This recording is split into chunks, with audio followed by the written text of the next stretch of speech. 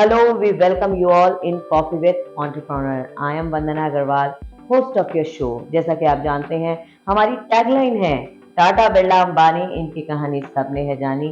आपके भी संघर्ष की है कहानी, जो अब हमें लोगों को है बतानी। इसी कड़ी में आज हमारे साथ है वो कल का कुरियर बॉय, जो कि आज 150 करोड़ की कंपनी का मालिक है।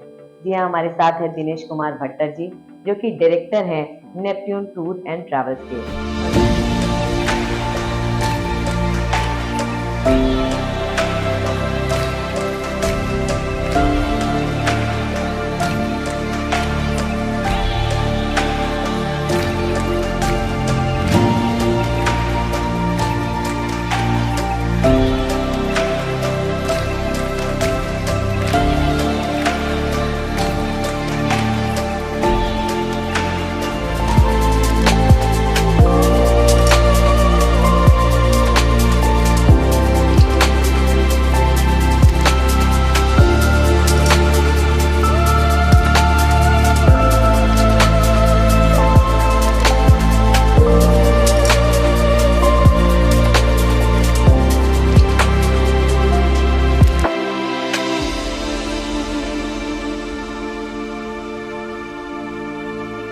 हेलो दिनेश जी, कैसे हैं आप? बहुत बढ़िया। जय महेश। जय महेश। मुझे ये बताइए कि आपकी कहानी, इनकी कहानी हम जब ऑफ स्क्रीन बात कर रहे थे, काफी दिलचस्प है। तो मुझे ये बताइए, कोलकाता के पिन कोड के बारे में मुझे बताइए। मैं क्यों पूछ रही हूँ ये आप समझ नहीं होंगे। मुझे कोलकाता के पिन कोड के बारे में बताइए, वो मैं आपको भी बताऊंगी मैं क्यों पूछ रही हूँ। जब मैं पहले तो कुरियर जो आपके बुक आती थी उस पर पिन कोड लिखा रहता था, और चूंकि मैं बिलोंग्स करता था कुरियर इंडस्ट्री को, तो उस समय मेरे को सारे पिन कोड याद थे। राइट। मैं आपको कुछ और पिन कोड बताता हूँ जो आप शायद किसी को पता नहीं। कोलकाता 76। गेस कीजिए। Kolkata 76 is for Dakshineswar. अच्छा। अब आप गेस करें कोलकाता 57। कोलकाता 57 कहाँ दैट इज है? अरियादा। अच्छा। ओके। अब अगर आप करेंगे कोलकाता 83, हाँ। जो कि नंदन नगर बेलघरिया से भी आगे। अच्छा। कोलकाता 56 बेलघरिया। अब 56 और 57 एक्सट्रीम नॉर्थ है, और कोलकाता 54 कहाँ पर है? गुलबर्गा। ओके। तो पिन कोड कोई सीरियली नहीं सेट होता है, लेकिन इसको जब आप काम करते हैं तो आपको दिमाग में सेट करना पड़ता है। एक और एग्जांपल देता हूँ। Kolkata 1 heart of Calcutta GPO Dalhousie, and Calcutta 2 is Kashipur, okay. Which is north. बस जरूरी नहीं है आसपास का लोकेशन हो। एकदम जरूरी। एकदम जरूरी नहीं है। अब मैं बता दूं कि मैं इनसे कोलकाता के बारे में, पिन कोड के बारे में इतना नॉलेज क्यों ले रही हूँ। बिकॉज 11 साल की उम्र में ये एक डिलीवरी बॉय थे। ये कुरियर इधर से उधर देते थे जाके। अपनी पढ़ाई के साथ साथ इन्होंने ये शुरू किया, और आज देखिए इतनी बड़ी कंपनी चला रहे हैं। तो मुझे इस बारे में जानना है, क्योंकि बहुत सारे लोग जो हैं, हमारे नए नए एंटरप्रेन्योर्स हैं, जो शायद कहीं ना कहीं सोचते हैं कि मैं बिजनेस कर सकता हूँ। अरे यार, उसका बाप तो अमीर था, उसने बिजनेस कर लिया, मेरा बाप थोड़ी अमीर है, मैं कहाँ से कर पाऊंगा। तो these things are very interesting to know, कि जब आपकी स्टोरी किसी के पास जाती है तो लोग को लगता है ये कर सकता है तो शायद मैं भी कर सकता हूँ। ये चीज आती है, इन्होंने भी तो किया, मैं भी कर सकता हूँ। तो मुझे ये बताइए कि कैसे शुरू हुई वो ये आपकी डिलीवरी बॉय की कहानी। देखिए, पहले तो मैं आपको एक चीज बताना चाहूंगा, अमीरी और बिजनेस का कोई रिलेशन नहीं। अमीर अगर इंसान है तो बिजनेस करके ही बड़ा होगा, ऐसे नहीं है। आज की डेट में कॉर्पोरेट वर्ल्ड में अगर आप देखेंगे 3 करोड़ 4 करोड़ 5 करोड़ के पैकेज नॉर्मल है, और अमीरी की कोई सीमा रेखा नहीं है कि आदमी 5 करोड़ होने से अमीर होगा, या 50 करोड़ से होगा, या 100 करोड़ से होगा। क्योंकि आप जितना काम करते जाओगे और आपका भाग्य जितना साथ देता जाएगा, आपके नेटवर्क में उतने जीरो बढ़ते जाएंगे। बिल्कुल। तो अमीरी और बिजनेस दोनों अलग अलग सब्जेक्ट हैं। और जो आप बात कर रही है मैं कैसे आया, क्या किया, तो मेरे बचपन से एक जज्बा था। मैं कहीं भी जाता ना, मेरे को लाइन लगाने में शर्म आता। मैं कहीं जाता परिवार में, शादी में, कोई मेरे को अटेंड नहीं करता ना, मेरे को अलग तरह की फीलिंग आती। तो मेरे को एक चीज लगता था कि शुरू से कि अपने आप को ऐसा बनाओ कि लोग आपके पास आने की चेष्टा करे, आपसे मिलने की चेष्टा करे। मैं आपको छोटा सा एग्जांपल बताता हूँ। मैं बहुत से लोगों को बोलता था, कई लोग बोलते थे, जैसे मैं ट्रैवल बिजनेस में आया तो मैं बॉम्बे जाता था, तो मैं मजाक में बोलता था, यार बॉम्बे गया, अमिताभ बच्चन से नहीं मिला। तो लोग बोलते क्यों, मतलब वो भी तो कलकत्ता आता तो नहीं मिलता हमसे, तो हम क्यों मिलेंगे उससे, जितनी उसको हमारी दरकार है बिल्कुल तो उतने हमको दरकार है, उसको दरकार नहीं तो हमको भी दरकार नहीं। बिल्कुल। बहुत सारे लोग हैं ना स्टार के साथ फोटो नहीं खिंचाते, मैं बोले नहीं कि खिंचाता, एक दिन वो आएगा मेरे पास, मैं अपनी इंपॉर्टेंस क्यों लूज मैं करूं, नहीं खिंचाता। मुझे भीड़ में खड़े होने का शौक नहीं है। अभी रिसेंटली मैं पटना गया था हाँ and I was in that airline counter Indigo, और वहीं पर पास वाले काउंटर में गोविंदा साहब खड़े थे, बॉम्बे जा रहे थे। ओहो people are crazy for the pictures and all, हाँ एंड ही स्माइलिंग, उनको लगा कि एक्सपेक्ट किया कि मैं भी जाऊंगा उनके पास में, क्योंकि उस दिन ज्यादा भीड़ नहीं थी एयरपोर्ट पे, बट मैं नॉर्मली नहीं जाता। नहीं जाता, why I will go, you come to me. My dream, अगर पिक्चर ही लेना है तो तुम मेरे साथ तो मैं नहीं, तुम्हारे अगर पिक्चर लेनी है तो मेरा ड्रीम है कि मिस्टर नरेंद्र मोदी के साथ, वाह। जो आज हमारे देश का नेतृत्व कर रहे हैं, जिन्होंने हमारे देश को बहुत ऊंचाई पर। तो सोच ऐसी रखो कि सोच भी शर्मा जाए कि क्या सोच रखी है, मुझे तो सोच को पूरी करनी है। क्या तो अब मैं आपसे एक बात पूछती हूँ, कुरियर बॉय का जो सफर आपने शुरू किया, मुझे बताइए कि क्या बैकग्राउंड था, कैसे शुरू किया। जी, पहले मेरा जन्म हुआ बड़ा बाजार में, 157 नंबर मुक्ता रमाबू स्ट्रीट, राम मंदिर के पास। हमारी एक छोटी सी फैमिली थी, माता जी, पिताजी, हम लोग 2 भाई 2 बहन, और हमारी दादी जी भी हमारे साथ रहती थी। हम जैसा कि पहले सब बड़ा बाजार में एक कमरे में रहते थे, तो हम उस कमरे में रहते थे, और मेरी शुरुआती जो पढ़ाई लिखाई है वो क्लास 5 तक मैं एक सरकारी विद्यालय में पढ़ा हूँ। हाँ, और मैं और मेरा दोनों, हम लोग मेरे भाई, और हम लोग दोनों पढ़ाई में मोटा मोटी सरकारी स्कूल में जब तक थे फर्स्ट और सेकंड डिवीजन में आते थे। आपको पता नहीं होगा, पहले सरकारी स्कूल में कोई बच्चा फर्स्ट सेकंड थर्ड आता था तो उसको रिजल्ट के दिन माला पहनाई जाती थी। अच्छा ओके। तो हमारे घर वाले इंतजार करते थे कि हमारे दोनों बच्चे माला पहन के आए। और उसके बाद जब मैं क्लास 5 में आया तब मेरे को शिफ्ट किया गया माहेश्वरी भवन स्कूल में, जो कि बड़ा बाजार में आज भी है। और आपको एक बहुत इंटरेस्टिंग बात बताता हूँ कि सरकारी स्कूल में अप टू क्लास 5 तक आज भी इंग्लिश नहीं पढ़ाई जाती। अच्छा, आज भी इंग्लिश नहीं पढ़ाई नहीं। ओके। और मेरा जो इंग्लिश का पहला पढ़ाई चालू हुआ था वो क्लास 5 से हुआ था माहेश्वरी भवन। ओके। उस समय तक मेरे को ABCD भी नहीं आते थे। फिर माहेश्वरी भवन में जब पढ़ाई करता था, और क्योंकि हम एक साधारण से परिवार से थे तो मुझे लगता था कि मुझे कुछ करना चाहिए। तो फिर मैंने मॉर्निंग स्कूल में पढ़ता था। मैं स्कूल से आके राम मंदिर में रहते थे, और खाना वाना खा के होमवर्क कर लिया, और मैं वहाँ पीछे बिना सिनेमा के पास से बस पकड़ के, पापा की ऑफिस श्याम बाजार में थी, वहाँ चला जाया करता था, और वहाँ पर डिलीवरी वगैरह काम वाम कर पुरा के फिर शाम को वहाँ से सारा जो उनका कलेक्शन होता था वो लेके बड़ा बाजार ड्रॉप करके फिर अपने घर आ जाता था। इसी तरह से मेरी रूटीन चलती थी। फिर जिस कुरियर कंपनी से जुड़ा था उनकी तरफ से एक ऑफर आया कि हमारे को एयरपोर्ट पे माल लाने के लिए एक आदमी चाहिए, क्या तुम जा सकते हो? तो फिर मैंने शुरुआत किया वो एयरपोर्ट वाला काम, और मैं डेली सुबह एयरपोर्ट जाता था। और चूंकि कॉलेज में पहुंच गया था तो स्कूल का कॉलेज का जाने का इतना ये नहीं था, तो मैं डेली सुबह निकल जाता था एयरपोर्ट के लिए और एयरपोर्ट से माल लेके आता था।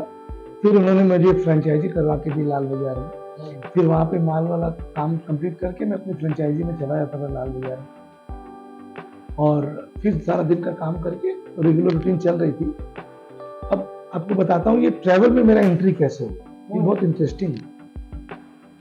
मैं एक्चुअली शुरू से सिस्टमेटिक आदमी, मैं कोई भी काम करने के पहले प्लान ड्रॉ करता हूँ। तो नॉर्मली उस समय में जो कुरियर कंपनी हुआ करती थी ना, उतनी ऑर्गेनाइज नहीं। आज तो क्या हर चीज का QR कोड हो गया, ट्रैकिंग हो जाता है।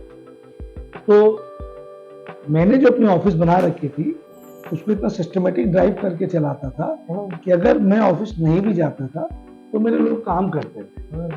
और उस समय सडनली मेरे एक बार अपेंडिक्स का पेन आया, तो मेरे को 15-20 दिन घर पे रहना पड़ा, लेकिन मेरी ऑफिस सुचारू रूप से चल रही थी। ये कुरियर की बात कर रहे हैं? हाँ। अच्छा। तो जो कुरियर के ओनर थे वो बहुत इम्प्रेस हुए। उन्होंने कहा कि कोई और काम खोजो, ये काम तो तुम्हारा आदमी चला पा रहा है। तब मेरे दिमाग में आया कि चलो कोई दूसरा काम करते हैं। तो फिर मैंने कई लोगों से पूछा जिनको मैं जानता था, तो और सब काम के लिए तो डिग्री विग्री बहुत कुछ दरकार थी। ये कुरियर का काम मेरे को इजी लगा, ये ट्रैवल एजेंसी का काम मेरे को इजी लगा कि टिकट लेनी है, टिकट देनी है। लेकिन जैसे जैसे हम लोग इस काम में आए तो पता चला it was offline that time, क्योंकि उस समय एक इंडियन एयरलाइंस का सिस्टम मिलता था आपको सिस्टम में बुकिंग करनी पड़ती थी, मैनुअल टिकट इशू करनी पड़ती थी, और पीएनआर बोलते हैं उसको, पीएनआर स्टेटस अभी भी होता है।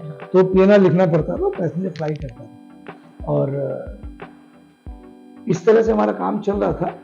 फिर हर आदमी का एक लाइफ में चेंज आता है, तो शायद मेरा उनके साथ या उनके मेरे साथ दाना पानी उतना ही था, हमारे बीच कुछ बातें हुई जिसमें हमारी असहमति थी।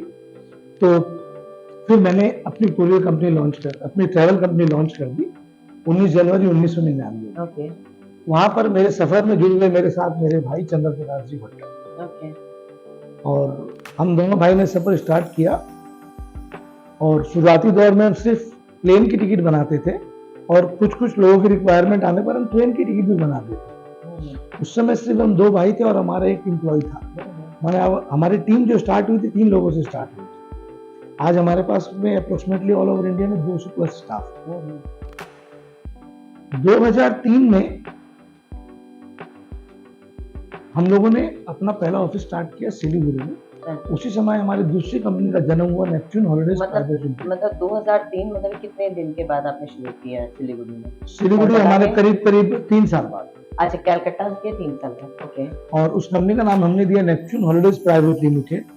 Neptune tours and travels private limited में हम कस्टमर को हैंडल करते हैं डायरेक्ट, और नेपच्यून हॉलिडेज प्राइवेट लिमिटेड में हमने टारगेट किया कि ऑल ओवर इंडिया एजेंट को, क्योंकि हम ईस्ट ऑफ इंडिया से हैं, तो नॉर्थ ईस्ट में हम जो भी एजेंट आते हैं उनके क्लाइंट्स, उनको हम सर्व करेंगे। तो हमने सिलीगुड़ी ऑफिस स्टार्ट किया। और 2006-07 में एक गवर्नमेंट की स्कीम आई थी लीव ट्रेवल कंसेशन, जो कि अभी भी चल रही है, लेकिन उस समय वो नई स्कीम थी, 1 साल पहले लॉन्च हुई थी। तो हजारों की तादाद में लोग उस समय नॉर्थ ईस्ट घूमने आते थे, और भगवान के आशीर्वाद से हम लोगों को एक कंपनी का कॉन्ट्रैक्ट मिल गया, और उस साल हम लोगों ने 6 से 7 महीने में करीब 18 से 20 हजार पैसेंजर हैंडल किए, और वो हमारा कंपनी का लाइफ चेंजर था। और सबसे बड़ी बात है, उस समय हम लोगों ने न होली देखी, न दिवाली देखी, न मंडे देखा, न संडे देखा। मतलब हमारे कैलेंडर नहीं होता था। हमारे कैलेंडर यूज करते थे सिर्फ कौन कब आ रहा है, कौन कब जा रहा है उसके लिए। हमारी पर्सनल लाइफ के लिए कोई कैलेंडर नहीं।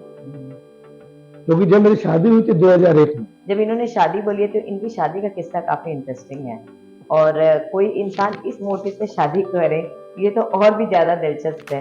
तो एक एंटरप्रेन्योर, एक सक्सेस के लिए मैं अब बता सकती हूँ कि आई विल नॉट से the story because it is interesting, let him से द स्टोरी। तो बताइए इस स्टोरी के बारे में, हमें बताइए। भाई, मेरा व्यापार तो चालू हो गया था 1999 में, लेकिन जैसा कि व्यापार जब शुरुआती दौर में रहता है, और हर आदमी को लगता है कि मेरा व्यापार जल्द से जल्द बढ़े। तो हमारे भाई साहब है, एक बार उनसे डिस्कस हो रहा था, तो जैसा कि अपने को मारवाड़ी लोग जन्म पत्री वगैरह में विश्वास करते ही हैं, और मैं कुछ ज्यादा ही करता हूँ।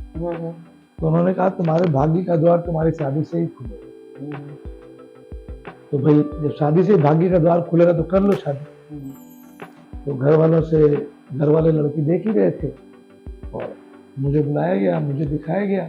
तो मेरे दिमाग में तो शादी नहीं थी, मेरे दिमाग में सक्सेस था, बिजनेस था। तो मैंने हाँ कह दिया। लेकिन मेरे हाँ कहने से क्या होगा, क्योंकि आजकल के बच्चे और हमारी उम्र में फर्क। हमारे में जब तक माता पिता पूरा परिवार एग्री नहीं होता था, तो शादी नहीं होती। तो मेरे दिमाग में सक्सेस और उनके दिमाग में आगे का भविष्य और सुंदरता थी। तो उन्होंने मेरे हाँ करने के बाद मना कर दिया, और ये दौर चला 3-4 महीने। नंबर्स तो मैं नहीं बताऊंगा, काफी नंबर्स बड़े हैं। 16 नंबर आपने पहले बता दिया। 16 लड़कियां आपने देख ली थी। नंबर ऑफ स्क्रीन बताने का ये नुकसान है। तो मैं जब थक गया, तो मैंने उन घर वालों से कहा कि भाई, आपको जो पसंद आए उसके बाद बुलाइए, क्योंकि मेरी पसंद तो आप मानोगे नहीं। उसमें आप मुहर लगा दीजिए। आप पहले इन्वेस्ट करें, आप ओके करें, फिर मैं आके। तो ये किस्सा हुआ 1 मई 2001 को। पहले उन लोगों ने देखा, फिर मुझे बुलाया, और ये बात अच्छी है और ये बात सच्ची है कि माता पिता अपने बच्चे के लिए जो करते हैं, वो बच्चा कभी खुद नहीं कर सकता। और उन्होंने जो मेरे लिए मेरा लाइफ पार्टनर चुना, वो मेरा लाइफ पार्टनर हर चीज में बेहतर है,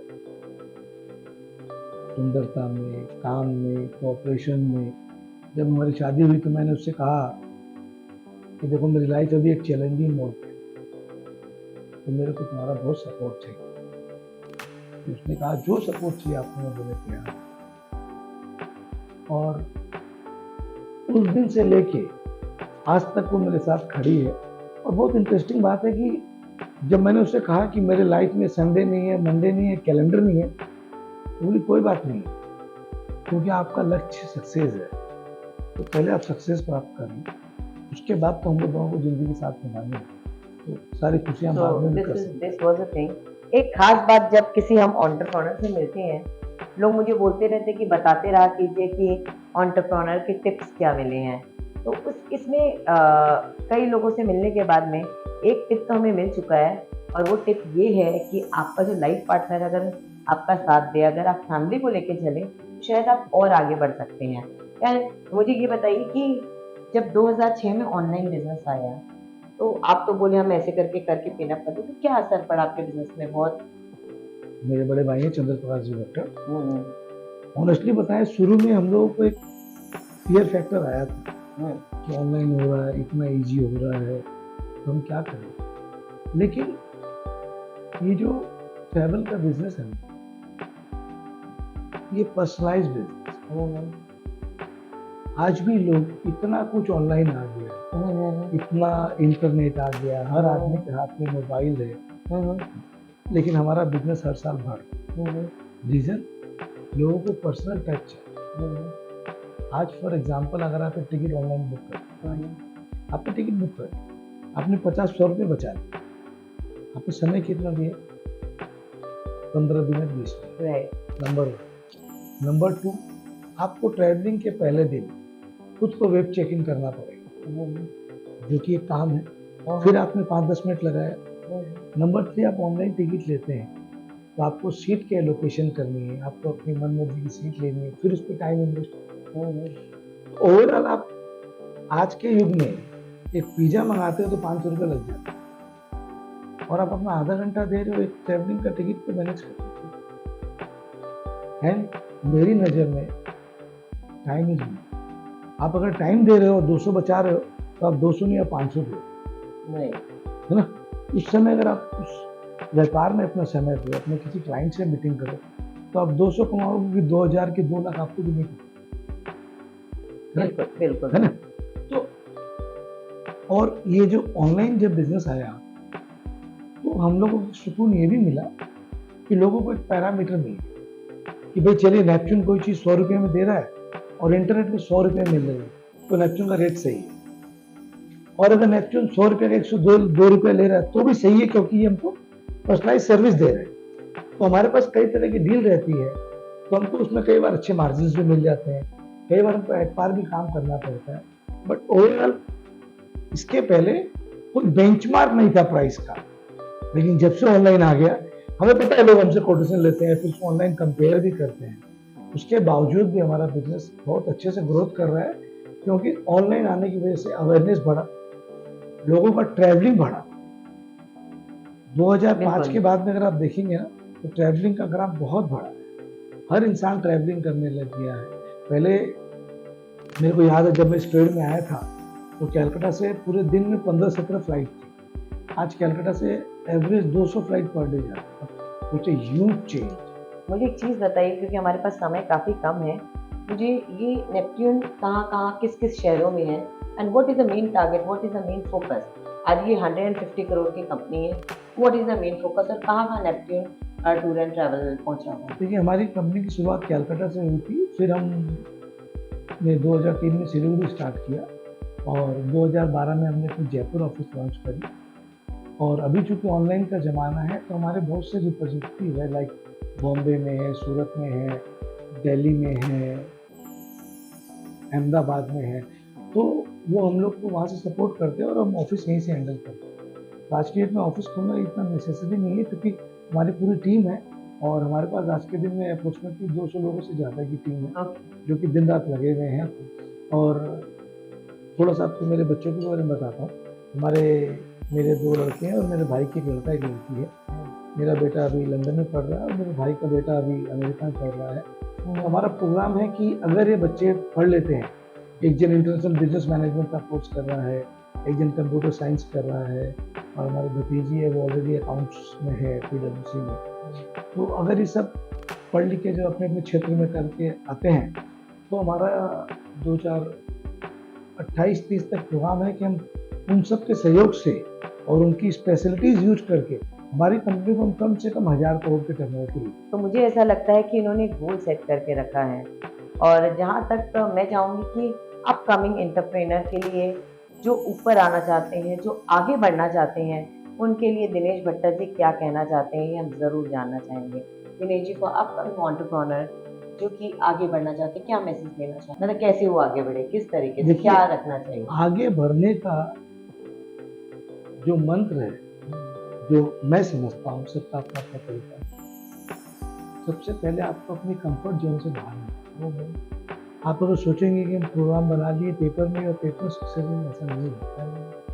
और ऐसा नहीं है कि आपको घर से बाहर निकल के हार्ड वर्क करना, लेकिन वर्क करना, वर्क स्मार्ट एंड हार्ड। आपको डिवाइड करना पड़ेगा और आपको एक रूपरेखा तय करनी पड़ेगी। लेकिन जब तक आप घर से निकलेंगे नहीं तब तक आप मंजिल सेट नहीं कर सकते। सबसे पहले आप में जज्बा होना चाहिए कि मैं तो करना है, क्योंकि दुनिया में ना कोई भी चीज़ असंभव नहीं है। जब आदमी चांद पर पहुंच सकता है और अब तो हमारे वैज्ञानिक सूर्य भगवान की तक पहुंचने की तैयारी कर रहे हैं, तो जब चांद और सूरज आ गया हमारे कब्जे में तो फिर व्यापार क्या चाहिए। बिल्कुल, बहुत बड़ी बात आपने कही। MIBF को आप क्या इन्फॉर्मेशन और क्या चाहेंगे MIBF के लिए, जो माहेश्वरी इंटरनेशनल बिजनेस फाउंडेशन है जिसकी रूपरेखा रखी गई है? सबसे पहले तो मैं धन्यवाद करना चाहूँगा लाहौटी जी और उनकी टीम की, लाहौटी जी, माहेश्वरी जी, काबरा जी,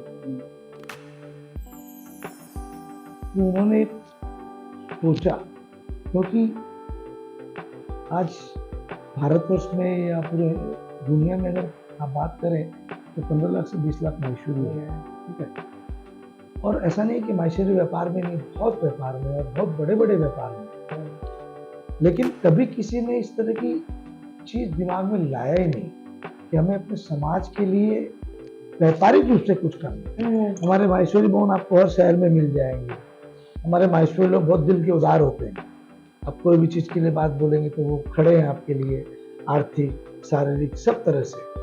लेकिन ये जो व्यापारिक दृष्टिकोण आया है ना, ये नया चीज किया है, ठीक है ना। और इससे बहुत से लोगों को मोटिवेशन मिलेगा, बहुत से लोग एक छत के नीचे जुड़ेंगे तो पता चलेगा कि हमारे माहेश्वरी भाई लोग कितने तरह के व्यापार में जुड़े हैं। क्योंकि आज से अगर आप 15-20 साल पहले जाए ना तो आउट ऑफ 100 माहेश्वरी की बात करेंगे तो 90% माहेश्वरी कपड़ा व्यापार। लेकिन आज माहेश्वरी हर चीज में, आप सॉफ्टवेयर में बोलिए, आप ट्रैवल में बोलिए, आप वायर में बोलिए, आप पाइप में बोलिए, आप गोल्ड में बोलिए, आप सिल्वर में बोलिए, आप होशियारी इंडस्ट्री में बोलिए, हर तरफ माहेश्वरी है। और अगर हम लोग इसी तरह से जुड़े रहे और एक दूसरे को सपोर्ट कर पाए, जैसा कि हमारा प्रोग्राम है, आने वाले कम से कम 2 साल 3 साल के अंदर में हम इस MIBF को ग्लोबली लेके जाएंगे, तो माहेश्वरी का जो बिजनेस का ब्रैकेट है ना, इतना बढ़ जाएगा जो कि आप कल्पना भी नहीं कर सकते। Thank you so much. ये थे मिस्टर दिनेश कुमार भट्टर जी, जिन्होंने हमें बहुत कुछ बताया और जिनकी बातों से हम काफ़ी इंस्पायर हुए।